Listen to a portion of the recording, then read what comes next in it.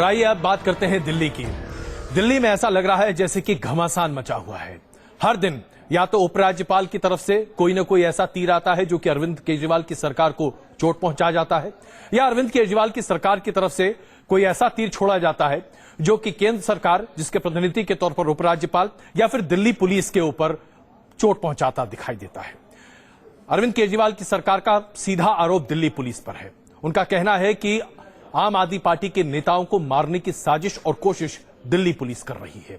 दिलीप पांडे के साथ बीती रात जो हादसा हुआ, जिसमें उनकी जान जाते जाते बची, उसे लेकर आम आदमी पार्टी सीधे तौर पर दिल्ली पुलिस को कटघरे में खड़ा करती दिखाई दे रही है। दूसरी तरफ विमेंस कमीशन के चेयरमैन को लेकर, नियुक्ति को लेकर उपराज्यपाल ने अरविंद केजरीवाल की सरकार के सामने एक नया सवाल खड़ा कर दिया है। ऐसे में एक बुनियादी सवाल खड़ा हो रहा है, क्या अधिकारों की इस लड़ाई और एक दूसरे पर आरोप प्रत्यारोप के बीच दिल्ली की जनता का भला वाकई में हो पा रहा है, या पूरी की पूरी ऊर्जा लड़ाई लड़ने और लड़ाई की रणनीति तैयार करने में खर्च हो रही है? एक छोटी रिपोर्ट और उसके बाद करते हैं चर्चा। देश की राजधानी दिल्ली में पावर गेम और इसके लिए चल रही जंग अपने चरम पर पहुंच चुकी है। इसमें एक्शन है, टकराव है और साजिश की थ्योरी के ट्विस्ट भी है। सबसे पहला एक्शन उपराज्यपाल नजीब जंग ने लिया। सोमवार को दिल्ली महिला आयोग की अध्यक्ष स्वाति मालीवाल ने अपना कामकाज संभाला था, लेकिन एलजी ऑफिस ने इस नियुक्ति को अवैध ठहरा दिया और इसके लिए दलील दी गई। दिल्ली सरकार ने महिला आयोग अध्यक्ष की नियुक्ति में नियमों की अनदेखी की है। इस नियुक्ति के लिए एलजी से सहमति ली जानी चाहिए थी। नियुक्ति से जुड़ी फाइल एलजी को अनुमति के लिए भेजी जानी होती है। हालांकि स्वाति मालीवाल इस विवाद पर ज्यादा कुछ कहने से बच रही हैं। जब तक मेरे पास कोई ऑफिशियल कम्युनिकेशन नहीं है, मीडिया के माध्यम से जो मुझे सूचना दी जा रही है, फिर भी मैं अपना काम कर रही हूँ। उधर आम आदमी पार्टी उपराज्यपाल के नए सवाल पर पूरी तरह आक्रामक है। पूरी कोशिश आज प्रधानमंत्री कार्यालय से ये हो रही है कि किसी भी तरीके से दिल्ली की सरकार को, आम आदमी पार्टी की सरकार को काम न करने दिया जाए। आम आदमी पार्टी स्वाति मालीवाल मामले में रणनीति तैयार कर ही रही थी कि एसीबी चीफ मुकेश कुमार मीणा ने सीएम केजरीवाल पर दूसरा अटैक किया। मीणा ने भ्रष्टाचार से निपटने के लिए बनाई गई दिल्ली सरकार के हेल्पलाइन 1031 पर सवाल उठा दिया। मीणा ने कहा कि इस हेल्पलाइन के नाम पर लोगों से धोखा हो रहा है। लोगों को लगता है कि 1031 में कंप्लेंट देंगे तो एंटी करप्शन ब्रांच में जाएगी, और ये नहीं जा रही है। ये लोगों को मिसगाइड करने वाली बात है, जिससे कि कई कंप्लेंट है जिसपे एक्शन हो सकता था, एंटी करप्शन ब्रांच एक्शन ले सकती थी, लेकिन नहीं ले पा रही है क्योंकि ये वहाँ पर कंप्लेंट आई नहीं रही है। हालांकि आम आदमी पार्टी भी जवाबी हमला करने में पीछे नहीं रही। पार्टी प्रवक्ता दिलीप पांडे ने आरोप लगाया है कि बीती रात दिल्ली पुलिस की बस ने उन्हें कुचलकर मारने की कोशिश की। किसी ने मुझे धक्का दिया और पीछे से तेजी से पुलिस की जो बड़ी वाली बस होती है ब्लू कलर की, वो ऑलमोस्ट मेरे ऊपर थी। मतलब 1 सेकेंड का अंतर, और आज शायद मैं आपके बीच नहीं होता यहाँ पे। इसके बाद वॉलंटियर्स बस के ड्राइवर को नीचे उतारने लगे। काफी चीख पुकार मची। दिल्ली पुलिस निष्ठा से काम करती है। कई समस्या होती है, 2, 5, 10 लोग यदि गलत होते हैं तो पूरे के पूरा समुदाय कभी गलत नहीं हो सकता। पिछले कुछ दिनों से दिल्ली पुलिस और दिल्ली सरकार के बीच जिस तरह का टशन चल रहा है, उसे देखते हुए इस तरह के आरोप लगना कोई हैरानी वाली बात नहीं है। रुमानुल्लाह खान, न्यूज नेशन, दिल्ली। अब एक साथ कई सवाल खड़े होते हैं। अधिकारों की लड़ाई उपराज्यपाल और अरविंद केजरीवाल की सरकार के बीच में तो पहले से चलती आ रही थी। दिल्ली पुलिस के साथ तनातनी अब कहीं ज्यादा प्रखर तरीके से दिख रही है। बात करने के लिए हमारे साथ मौजूद हैं रामकृपाल जी और रुमलेश जी हमारे साथ हैं। अलका लांबा जी आम आदमी पार्टी से, रमेश उदौड़ी जी भारतीय जनता पार्टी से और किरण वालिया जी कांग्रेस हमारे साथ मौजूद हैं। अलका जी, दिल्ली के पुलिस कमिश्नर का कहना है कि उन्होंने ऐसा आरोप पहली बार सुना है कि दिल्ली पुलिस किसी को मारने की साजिश करे और खास करके ड्राइवर बस को चढ़ाने की कोशिश करे किसी के ऊपर। क्या ये जो दलील दी जा रही है दिल्ली पुलिस द्वारा, इस पर आपका विश्वास है? क्या आप मानती हैं कि बस का ब्रेक फेल वाकई में हो गया होगा, या आपको लगता है कि आम आदमी पार्टी को लगता है कि नहीं, उनके नेताओं को मारने की वाकई में साजिश रची जा रही है? देखिए, मैं निर्भया से याद करूं आज मीनाक्षी के साथ जो कुछ भी हुआ, मैं 2 लाइनों में अपनी बात को कहूंगी। रोटियों के बदले लाठियां, हक के बदले गोलियां, क्या हंसी तोहफे पाए हमने आजादी के बाद। निर्भया में क्या हुआ सबने देखा, किस तरीके से पुलिस ने बिल्कुल लाठीचार्ज करके, चाहे महिला हो चाहे छात्र हो, किस तरीके से दबाया। आज वही नरेंद्र मोदी सरकार जो बहुत हुआ महिलाओं के अत्याचार, अब की बार मोदी सरकार 1 साल से मीनाक्षी के साथ सरेआम, 1 नहीं 2 साल से वो लगातार पुलिस के चक्कर काट रही थी 2013 से कि उसके साथ क्या हो रहा है, लेकिन एफआईआर दर्ज नहीं की जाती, सुरक्षा दी नहीं जाती, और होता क्या है कि उसे सरेआम दिन दहाड़े उसी घर के बाहर चाकुओं से गोद दिया जाता है, उसकी हत्या हो जाती है। उस समय भी लाठियां निर्भया आंदोलन में यही स्वाति थी जिन्होंने खाई थी, और आज भी हमारे ऐसे लोग हैं जिनकी तस्वीरें आप ट्विटर, फेसबुक, सोशल मीडिया पे देख रहे हैं, किस तरीके से 5 हमारे कार्यकर्ता रात भर से गायब थे। सुबह जब कोर्ट में उन्हें पेश किया गया, उनकी जो स्थिति देखी गई वो बिल्कुल जो है आपका दिल दहला देने वाली है। हम चाहते क्या है, हमने क्या अपने घोषणा पत्रों में वायदा किया था, क्या एलजी 5 साल के बाद दिल्ली की जनता के लिए जवाबदेह होंगे? ये हमें चुना, पूर्ण बहुमत के साथ चुना, हमारे 2 वायदे हैं, दिल्ली से को भ्रष्टाचार मुक्त करना, जिससे एंटी करप्शन ब्रांच, मुझे अपनी बात पूरी करने दीजिए जी, ब्रांच को इन्होंने दूसरा, मैं क्षमा चाहूंगा क्योंकि देखिए वक्त हमारे पास सीमित है, मैं सिर्फ आप ही को बोलने नहीं दे सकता, मैं क्षमा चाहता हूँ। मैं बस एक सवाल आपसे पूछना चाहता हूँ, मैंने आपसे पूछा क्या दिलीप पांडे जी को मारने की साजिश दिल्ली पुलिस ने की, क्या इस पर आम आदमी पार्टी पूरी तरीके से यकीन के साथ यही बात कह रही है? साजिश बिल्कुल वीडियो में साफ दिखती है कि दिलीप पांडे जी पर मीडिया को संबोधित कर रहे थे, पीछे से पुलिस की गाड़ी आती है, उनके ऊपर चढ़ने का प्रयास होता है, लोगों को दबाने का, और बाद में कहा जाता है ब्रेक फेल है, लेकिन उसकी ब्रेक अगर फेल थी तो लोगों के रुकने पर वो रुक कैसे गई? हम तो जांच की बात कर रहे हैं, हम तो एफआईआर की बात कर रहे हैं। मैं क्षमा चाहता हूं आपसे, वक्त की कमी है इसलिए मैं गुजारिश करूंगा कि जरा आप सब अपना वक्तव्य छोटा रखें। रमेश विदुड़ी जी, आम आदमी पार्टी सीधे प्रधानमंत्री नरेंद्र मोदी पर आक्षेप कर रही है कि उनके नेतृत्व और उनके दिशा निर्देश पर दिल्ली में दिल्ली पुलिस आम आदमी पार्टी के कार्यकर्ताओं, नेताओं सबको मारने की साजिश रच रही है। बिल्कुल, एलजीबी और दिल्ली पुलिस भी, उन्हें राजनीतिक हथकंडा बनाकर इस्तेमाल किया जा रहा है। अजय जी, दिल्ली की जनता ने केजरीवाल जी को जो मैंडेट दिया था वो दिल्ली की सरकार को चलाने के लिए दिया था। दुनिया के अंदर किसी भी राजधानी पर किसी स्टेट का आधिपत्य नहीं है, सभी राजधानियां सेंटर के अधीन होती हैं। और 1991 में लोकसभा में प्रस्ताव पास है कि दिल्ली पुलिस सेंटर के पास है। केजरीवाल साहब को जो काम दिया हुआ है वो करें। बच्चों के दाखिले स्कूलों में नहीं हो रही हैं, सड़कें जाम पड़ी हुई हैं, उनमें ट्रैफिक जैम हो रहा है, अस्पतालों में बीमारी के कारण लोग मर रहे हैं।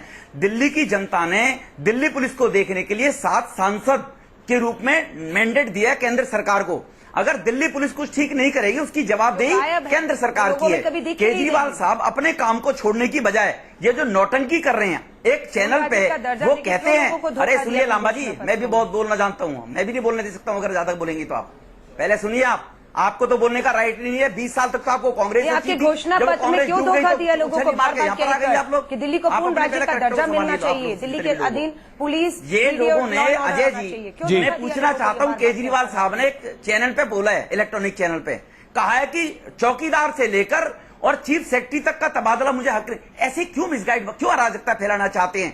केवल ऐसे 50-40 अधिकारियां आईएएस जिनको अपॉइंट करने का केंद्र सरकार का अधिकार है। अधिकारों की ये लड़ाई एक लंबी है, लेकिन आइए जरा पहले यहाँ दिल्ली पुलिस की बात कर लें, क्योंकि एक ऐसा माहौल बन रहा है जिसमें लोगों को दिल्ली पुलिस से भरोसा हटता दिखाई देगा। मैं जानना चाहता हूं आपसे किरण वालिया जी, जो परिस्थिति अभी दिल्ली में निर्मित हो रही है। नहीं, मैं सहमत नहीं हूं आपकी बात से कि दिल्ली पुलिस में कुछ लोग खराब हो सकते हैं जी, आम आदमी पार्टी में भी खराब लोग हैं। ये नहीं कह सकते आप कि दिल्ली पुलिस के सारे लोग खराब हो सकते हैं। लोग, मैं मानता नहीं हूं सारे लोग ईमानदार हो सकते हैं। किरण वालिया जी, 15 साल आपकी पार्टी ने दिल्ली में सरकार चलाई और मुख्यमंत्री जब थी शीला दीक्षित, उस वक्त भी ये मांग उठी थी कई बार कि दिल्ली पुलिस को दिल्ली सरकार के अधीन कर दिया जाए। क्या आपको लगता है कि अरविंद केजरीवाल वाकई में बहुत गलत बात कह रहे हैं? देख, एक बात सही है कि दिल्ली के लोगों को उम्मीद अपनी चुनी हुई सरकार से होती है, और जो काम आपकी शक्ति के बाहर होता है और उसके लिए जवाबदेही तो बनी रहती है। ये मांग कांग्रेस करती रही, ये मांग भारतीय जनता पार्टी ने भी की, ये बात आम आदमी पार्टी भी कर रहा है। मगर मुसीबत ये है कि आम आदमी पार्टी इन मांगों के अलावा और कर क्या रहे? तो इनके लिए जो पुलिस है, मुझे समाज और देश आज की तारीख में और आज की दुनिया में बिना पुलिस के रह सकता है। जरूरत है पुलिस को ज्यादा जवाब दे, पुलिस को ज्यादा संवेदनशील बनाने की। उसका अर्थ ये नहीं है कि हम उनको ठुल्ले बनाओ, ये बुलाओ, वो बुलाओ। तो एक सभ्यता रहनी चाहिए वाद विवाद में। जब हम ही ऐसे करेंगे तो आम आदमी और पुलिस क्या करेगी? बिल्कुल कहना चाह रही हूँ जी। कि ये बात अलका जी ने महिलाओं की भी उठाई और सारी बातें उठाई। नहीं, 49 दिन के चुने हुए मुख्यमंत्री को भगोड़ा कहा था और ललित मोदी को भगोड़ा कहने पर भाजपा को दुख होता है। चुला शब्द भ्रष्ट जब उन्होंने कहा था तो हमने उसकी भी निंदा करते हैं। पे लात मारने की बात करेगा। हम कह रहे हैं वो मुख्यमंत्री है, वो हम कह रहे हैं ये शोभा देता है एक चुने हुए नुमाइंदे को मुख्यमंत्री के पद पर रहते हुए आम आदमी पार्टी के लोगों को कहता है वो कमीने है। ऐसी भाषा का उपयोग करेंगे वो लोग। मैं अजय जी, अगर आपने बोलने बिल्कुल मैं आप सबों के बीच में आना चाहता हूँ। मैं आप तीनों लोगों से ये गुजारिश करता हूँ, प्लीज एक मिनट, एक क्षमा चाहता हूँ मैं यहाँ पर। रामकृपाल जी, जो परिस्थिति निर्मित हो रही है उससे ये लग रहा है कि कोई भी पार्टी ये मानने को तैयार नहीं कि क्या करना चाहिए। लेकिन अगर हम देखें तो दिल्ली के संविधान की जानकारी हर राजनीतिक दल को है। ऐसे में वाकई में ये कंफ्यूजन की स्थिति क्यों है? इतनी मांगे रखने का जरिया अलग है। देखिए, राजनीति को अगर आप हटा दें तो कहीं कोई कंफ्यूजन नहीं है। आप याद कीजिए, निर्भया और स्वाति 2 मामले हुए ना जी। निर्भया जब मामला हुआ था तब शीला दीक्षित जिम्मेदार थी, उनको इस्तीफा देना चाहिए था। स्वाति हुई तो सीधे प्रधानमंत्री हैं इस समय, मुख्यमंत्री कहीं नहीं है। मेरा ये कहना है कि मांग उचित है, मैं मानता हूं, लेकिन जब तक मांग पूरी नहीं होती, मांग आपने मांग ली, उठाई और ये मान लिया कि आपकी मांग, व्यवहार ऐसा है कि जैसे आपकी मांग पूरी हो गई।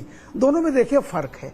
शीला दीक्षित ने भी अरविंद जी का समर्थन किया है जी, कि बिल्कुल होना चाहिए, लेकिन जब तक कानून बदले नहीं, जब तक व्यवस्था बदले नहीं, तब तक तो दिल्ली पुलिस उन्हीं के अधीन रहेगी जिसके अधीन है, होम मिनिस्ट्री के तहत आएगी। तो मेरा ये कहना है कि अनावश्यक कन्फ्रंटेशन की स्थिति, जो अविश्वास बढ़ेगा, क्योंकि ये भयानक है। अगर प्रशासन और पुलिस के बीच, सिविल एडमिनिस्ट्रेशन और पुलिस के बीच अविश्वास और ये रोज एक तरह का युद्ध होगा तो अलग बात है जी। मैं एक बात और कह रहा था, मुझे तकलीफें होती है, आप पार्टी ने, अरविंद केजरीवाल जी की सरकार ने कुछ बहुत अच्छे काम किए हैं जी, निश्चित तौर पर उसकी तारीफ करनी चाहिए जी। पहली बार एजुकेशन और हेल्थ पर इन्होंने कमाल का काम किया है, इसमें कोई शक नहीं। और देखिए, मैं तो एक चीज कोई शक नहीं कि आम आदमी पार्टी ने जो बजट बढ़ाया वाकई में तारीफ की बात। खर्च को इन्होंने निवेश कहा पहली बार। मैं कहता हूं कि बहुत क्रांतिकारी कदम है, लेकिन सुर्खियों में आते हैं झगड़े कारण।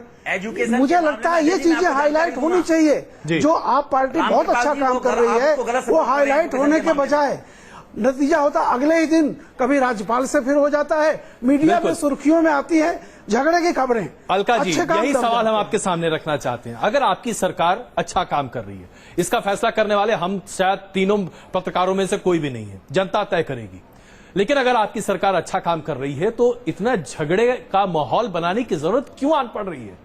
क्यों आपको हर बार बार ये साबित करना पड़ रहा है कि आपके अधिकार नहीं है? दिल्ली की जनता जानती है कि आपके पास अधिकार कम है।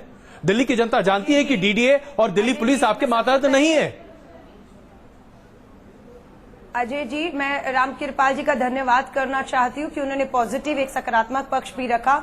और मैं आपसे फिर कहूंगी, रामकृपाल जी जानते हैं दिल्ली क्या है, किसकी जवाबदेही है, किसने वोट मांगे और किस घोषणा पत्र पे मांगे। हमें बिल्कुल मालूम था दिल्ली के पास पूर्ण राज्य का दर्जा, police, law and order, DDA जमीन नहीं है। ये कांग्रेस और भाजपा को भी मालूम था। हर एक के घोषणा पत्र में पूर्ण राज्य का दर्जा था, हमारे भी था। हम आ गए सत्ता में, भाजपा भी आ गई। अब क्यों पीछे हट रहे हैं अपने वायदों से? दिल्ली को पूर्ण राज्य का दर्जा या पुलिस देने के लिए टकराव कौन चाहता है? हमने अगर दिल्ली महिला आयोग की नियुक्ति की, हमने एंटी करप्शन ब्रांच के अध्यक्ष की नियुक्ति की। आपने बहुत अच्छा किया कि ये महिला आयोग की नियुक्ति का मामला सामने रखा।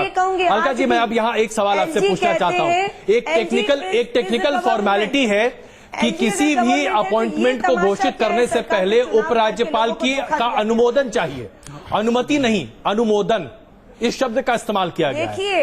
अनुमोदन लेने में क्या दिक्कत है? क्या ये अहम की लड़ाई नहीं है? बदलाव से संतुष्ट नहीं है तो राष्ट्रपति के पास जाएं। ये मिनिस्टर का फैसला है। अगर आपको खिलाफ है तो आप राष्ट्रपति के पास जाइए और जो फैसला होगा वो हमें मंजूर होगा। लेकिन आप जो एलजी है, केंद्र में बैठी नरेंद्र मोदी जी के इशारे पर काम कर रही है।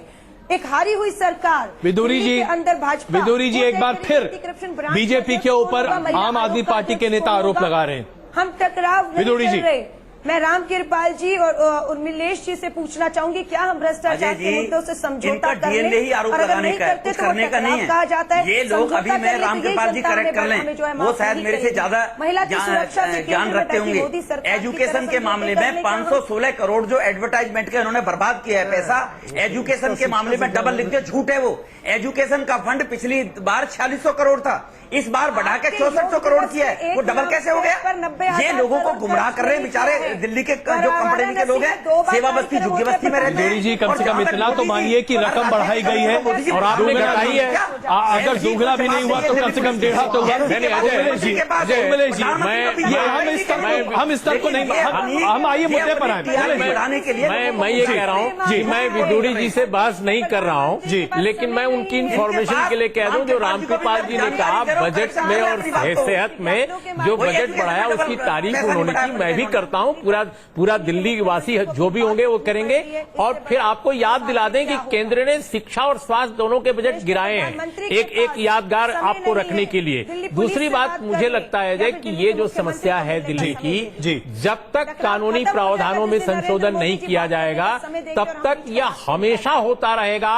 अगर केंद्र की सरकार दूसरी पार्टी की है और दिल्ली राज्य की सरकार किसी ऐसी पार्टी की है जिसके आपस के रिश्ते अच्छे नहीं है। शीला दीक्षित कंफर्टेबल थी क्योंकि उस वक्त काफी वर्षों तक कांग्रेस लेड सरकार थी, हालांकि उन्होंने विपक्ष के साथ भी काम किया। मैं वही कह रहा हूं कि विपक्ष के साथ भी काम किया, लेकिन याद कीजिए वो जो सरकार थी वाजपेयी जी की, वो आज की भाजपा सरकार से बिल्कुल डिफरेंट थी, काफी हद तक डिफरेंट थी। स्वयं बीजेपी के लोग कहते हैं, अंदर के लोग कहते हैं। तो आज की बीजेपी लेड सरकार और आज के अफसरान और उस वाजपेयी जी के सरकार की तुलना लगभग नहीं की जानी चाहिए, जहां तक मैं समझता हूं। दूसरी बात कि देखिए, अरविंद केजरीवाल बहुत अच्छा कई मामलों में काम कर रहे हैं, लेकिन मत भूलिए कि ये भी पूर्व नौकरशाह हैं और जो लेफ्टिनेंट गवर्नर हैं वो भी पूर्व नौकरशाह हैं। आदरणीय उपराज्यपाल जी पूरी उनकी महिमा का मंडन करते हुए मैं कहूंगा कि बहुत सारी बड़ी बड़ी कंपनियों के भी वो नौकरशाह रहे हैं, भारत सरकार के तो रहे ही हैं। तो ऐसे में जो ईगो प्रॉब्लम है, मुझे लगता है कि एडमिनिस्ट्रेटिव काम में, राजनीतिक संस्कृति में वो आड़े आ रही है। उदाहरण के तौर पर मैं कहूंगा कि बहुत सारी एकेडमियों के उपाध्यक्ष बनाए अरविंद केजरीवाल ने, उस वक्त तो आदरणीय महामहिम लेफ्टिनेंट गवर्नर ने नहीं रोका, लेकिन इस बार उन्होंने रोका, उनके अहम को चोट लगी।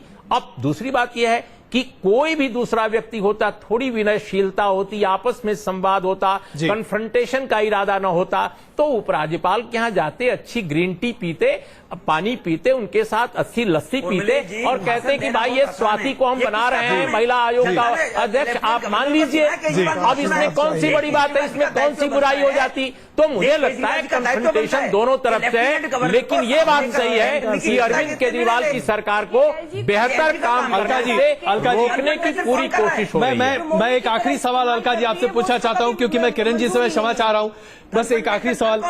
अलका जी, एक बात बताइए, क्या ये बहुत अच्छा ना हो दिल्ली की जनता के लिए, केजरीवाल साहब और उपराज्यपाल एक साथ बैठकर चाय पिए और वहीं पर तय कर ले कि हमें आगे क्या करना है? कम से कम इस तरह के वाद विवाद से हम बच तो जाएंगे और हम टेलीविजन पर कुछ और भी दिखा लेंगे, बजाय इसके कि हम इस पर चर्चा करें कि किसके अधिकार में क्या है। पुलिस कमिश्नर हो, खुद दिल्ली के मुख्यमंत्री चलकर आईटीओ जाते हैं पहली बार और कमिश्नर को मिलते हैं, और बहुत बार एलजी साहब से भी मिल चुके हैं। ये वो भी अंदर से जानते हैं कि वो केंद्र में बैठी मोदी सरकार के दबाव में काम कर रहे हैं, वो भी अंदर से जानते हैं कि ये फैसले गलत हैं, लेकिन उनका जो है राजनीतिक इस्तेमाल दोनों का किया जा रहा है। वो अपने पदों पर है, इसलिए मैं कहूंगी वो कुछ कह नहीं पा रहे। लेकिन किरण वालिया जी, एक आखिरी कमेंट आपका हम लेना चाहेंगे। क्या आपको लगता है कि इस मामले का कोई समाधान है या यही कन्फ्रंटेशन की राजनीति चलती रहेगी? थोड़ा सा आपका कार्यक्रम थोड़ा अनुशासनबद्ध हो जाए तो बहुत अच्छी बात है। अब ये इसका बोलने का समय शायद। अलका जी, मैं क्षमा चाहता हूँ, प्लीज एक आखिरी कमेंट किरण वालिया जी का लेने दीजिए प्लीज।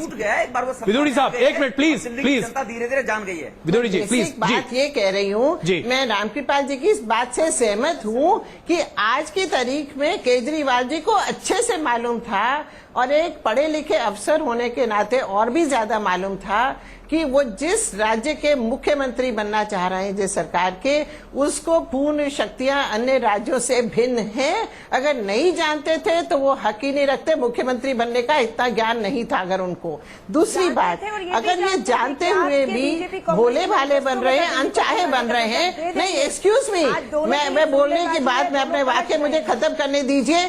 कल कोई नहीं, ये जो हर वक्त ये जो लड़ाई कर रही है दिल्ली वाले, इनको बता देंगे कि वो इस बातों से तंग आ चुके हैं। पेंशन नहीं मिल रही है, जो हालत अस्पतालों में है, दवाइयां नहीं मिल रही हैं। हिंदुस्तान टाइम्स ने पूरे पेज, नहीं, इसमें लेफ्टिनेंट गवर्नर नहीं आता, इनको सिर्फ लड़ाई करने से मतलब है। चलिए, मैं क्षमा चाहता हूं आप सबों से, चर्चा का वक्त हमारा खत्म हो रहा है। मैं बहुत आदर से क्षमा चाहता हूं, लेकिन स्थिति यही बनती दिखाई दे रही है कि जब तक इस तरह के विरोध के स्वर उभरते रहेंगे तब तक आम जनहित की बात सामने नहीं आती दिखाई देगी। इसमें चाहे दो राय नहीं है कि आम आदमी पार्टी की सरकार कुछ अच्छे कदम उठा रही है, लेकिन उनका फल तो आने दीजिए। अगर विरोध ही करते रहेंगे तो फिर आगे कहां बढ़ते दिखाई देंगे। रुक रहे हैं यहां 180 सेकंड यानी कि 3 मिनट के लिए, और फिर एक ऐसे ड्रोन की कहानी आपके सामने रखेंगे जिसके सामने आने के बाद आपको भी आश्चर्य होगा कि इसके बाद तो फिर सेना की जरूरत नहीं है, ये ड्रोन ही किसी को मारने के लिए काफी है।